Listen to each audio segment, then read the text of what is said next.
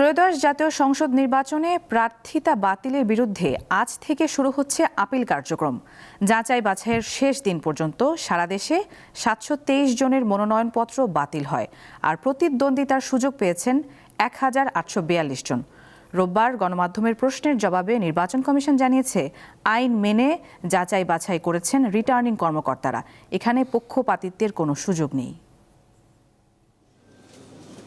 এবার ৩০০ সংসদীয় আসনে দলীয় ও স্বতন্ত্র মিলে মনোনয়নপত্র জমা পড়ে ২,৫৬৮টি। এর মধ্যে স্বতন্ত্র প্রার্থী হিসেবে মনোনয়ন জমা দেন ৪৭৮ জন।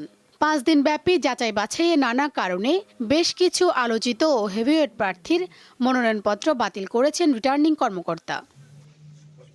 এর মধ্যে উল্লেখযোগ্য বগুড়া ২ আসনে নাগরিক ঐক্যের প্রার্থী মাহমুদুর রহমান মান্না, কক্সবাজার ২ আসনে জামায়াতের প্রার্থী হামিদুর রহমান আজাদ, কুমিল্লা ৫ আসনে সিপিবির প্রার্থী আব্দুল্লাল কাফি, এনসিপি থেকে পদত্যাগ করা ঢাকার ৯ আসনের আলোচিত স্বতন্ত্র প্রার্থী তাসনিম জারা, চট্টগ্রাম ৫ আসনে জাতীয় পার্টির একাংশের চেয়ারম্যান আনিসুল ইসলাম মাহমুদ।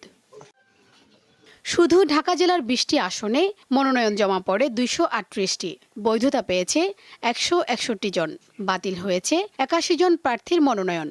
তথ্য বিভ্রাট, ১% ভোটার তালিকায় গরমিল, মামলার তথ্য গোপন সহ নানা জটিলতায় বাতিল হয়েছে অনেকের মনোনয়ন।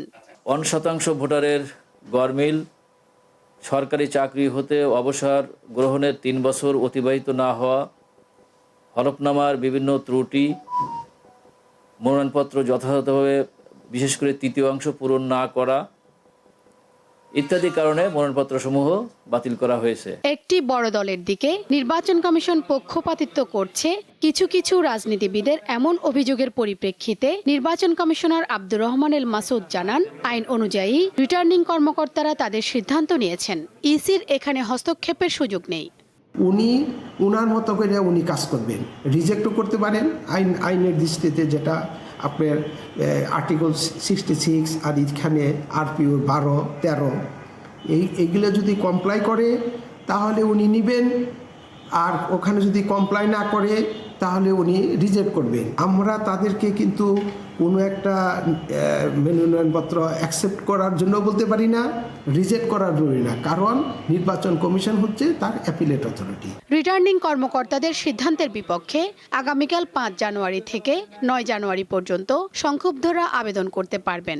আবেদন নিষ্পত্তি করা হবে ১১ থেকে ১৮ জানুয়ারি পর্যন্ত। শিউলি শবনম, দীপ্ত সংবাদ, ঢাকা।